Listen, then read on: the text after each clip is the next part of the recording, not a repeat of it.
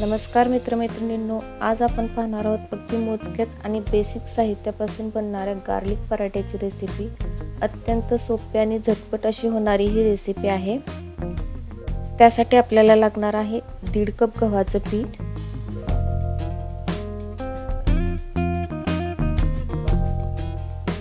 यामध्ये घालायचं आहे पाव चमचा मीठ आणि ते व्यवस्थित मिक्स करून घ्यायचं आहे आणि थोडं थोडं पाणी घालून याचा आपण एक गोळा बनवून घ्यायचा आहे। इथे आपल्याला आपण चपातीचं पीठ मळतो असंच पीठ मळून घ्यायचं आहे।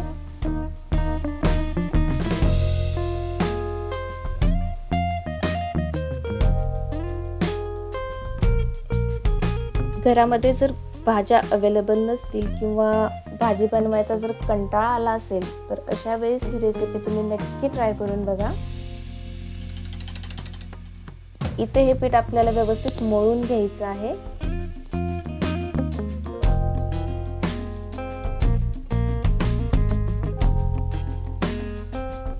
आता आपण यावरती थोडंसं तेल घालायचं आहे।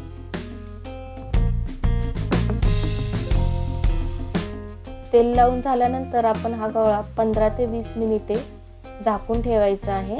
रेस्ट द्यायची आहे याला, यामुळे पराठे किंवा चपाती खूप छान बनते। 20 मिनिटे झालेली आहेत। आता आपण याचे पराठे बनवायला घेऊया।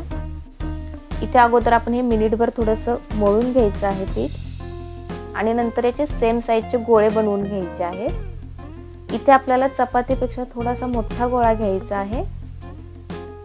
नंतर हा गोळा आपण अगोदर कोरड्या पिठामध्ये घोळवून घ्यायचा आहे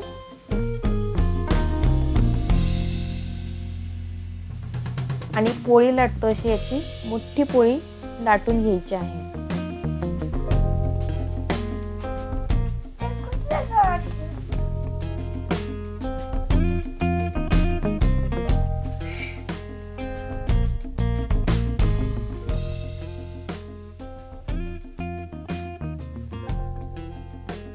इथे ही आपली चपाती लाटून झालेली आहे।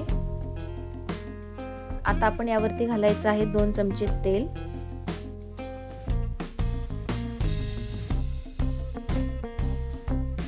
आणि हे तेल आपल्याला सगळीकडे व्यवस्थित पसरवून घ्यायचं आहे। नंतर आपण यामध्ये घालणार आहोत थोडंसं मीठ।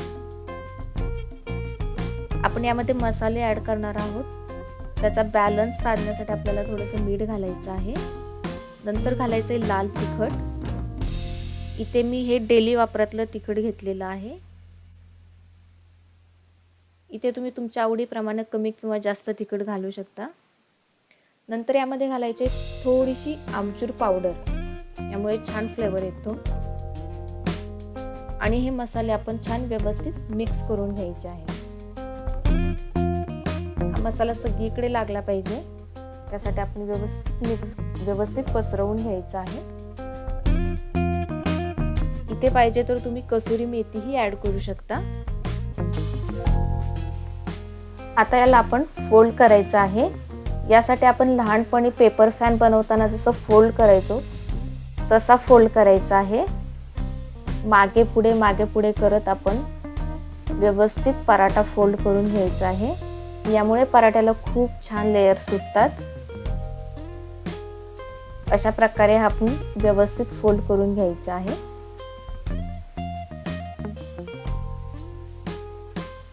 नंतर मसाल्याची साइड वरती करून थोडंसं प्रेस करून घ्यायचं आहे आणि नंतर याचा आपल्याला एक राऊंड बनवून घ्यायचा आहे। एक असं वलय बनवायचं आहे आणि याचं शेवटचं टोक खालच्या साईडला घालून थोडंसं प्रेस करून घ्यायचं आहे। आता यावरती घालायचा आहे भरपूर सारा बारीक कट केलेला लसूण, यामुळे खूप छान फ्लेवर येतो आणि थोडीशी कोथिंबीर।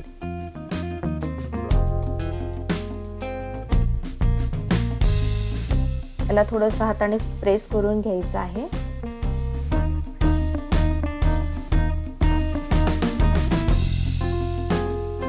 नंतर याला आपण थोडंसं कोरडं पीठ लावायचं आहे। वरूनही थोडंसं कोरडं पीठ घालायचं आहे आणि हाताने थोडं प्रेस करून घ्यायचं आहे। आणि याचा हलक्या हाताने आपण जाडसर पराठा लाटून घ्यायचा आहे। इथे आपल्याला खूप पातळ पराठा नाही करायचा।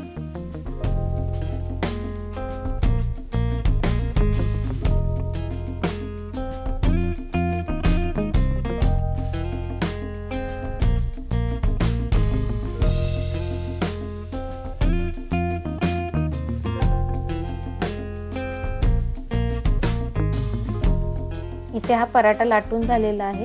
याची जाडी तुम्ही बघू शकता। इथे मी मध्यम आचेवरती पॅन गरम करून घेतलेला आहे। याला आपण अगोदर थोडंसं तूप लावून घेऊया।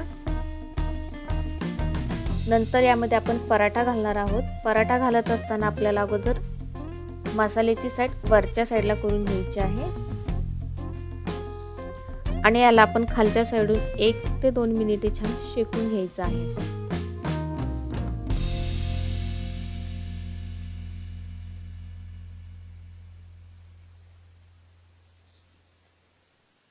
इथे 2 मिनिटे झालेली आहेत। आता आपण हा पराठा पलटून घ्यायचा आहे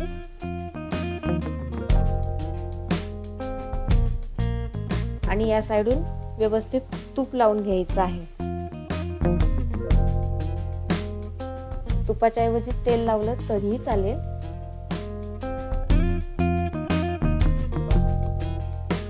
नंतर दुसऱ्या साइडूनही आपण तूप लावून घ्यायचं आहे।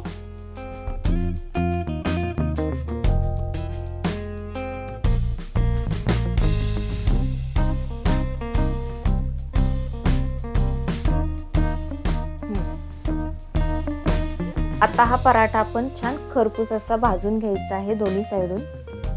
हा पराठा तुम्ही सकाळच्या नाश्त्याला बनवू शकता किंवा दुपारच्या जेवणात किंवा रात्रीच्या डिनरलाही बनवू शकता। हा पराठा असाच खायला खूप छान लागतो। याच्यासाठी भाजीची गरज नाही लागत। तर तुम्ही ही रेसिपी नक्की ट्राय करून बघा।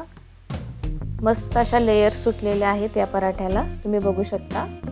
इथे हा पराठा मी दोन्ही साइडून व्यवस्थित भाजून घेतलेला आहे। आता याला आपण एका प्लेटमध्ये काढून घेऊया। हा पराठा असाच गरमागरम खायला खूप छान लागतो। तुम्ही दही किंवा अचार सोबतही खाऊ शकता।